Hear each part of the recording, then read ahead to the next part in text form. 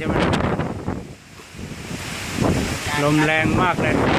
ของคณะครุศาสตร์คณะพุทธศาสตร์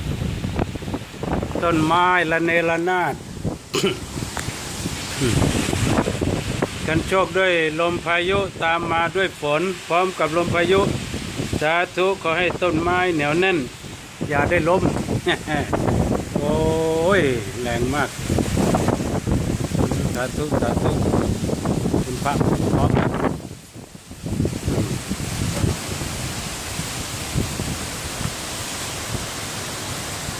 คุณพระคุ้มครองให้ต้นไม้ได้ล้มเลย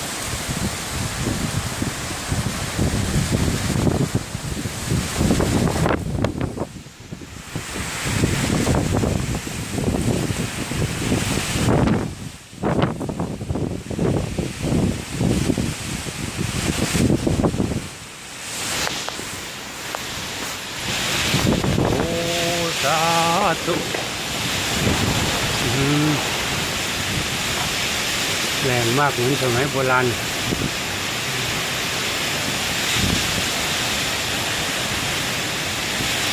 ลมพายุเข้าที่มหาวิทยาลัยมหาจุฬาลงกรณราชวิทยาลัยอำเภอวังน้อยจังหวัดพระนครศรีอยุธยาใน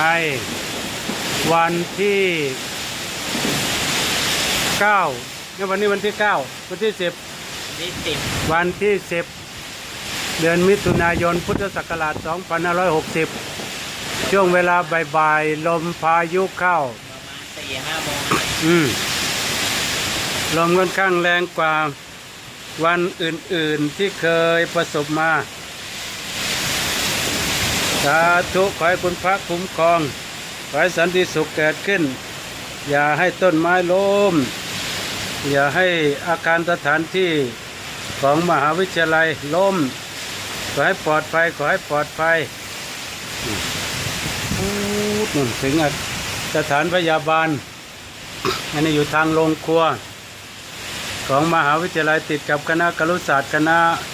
พุทธศาสตร์ส่วนพระสงฆ์ที่อยู่ในอาคารสถานที่ก็ทำได้อย่างเดียวคือจ้องดูหลบส่วนผู้มา ร่วมสัมมนาสักพักหนึ่งได้หนีกันไปหมดแล้วพร้อมกับลมฝน โอ้อันตราย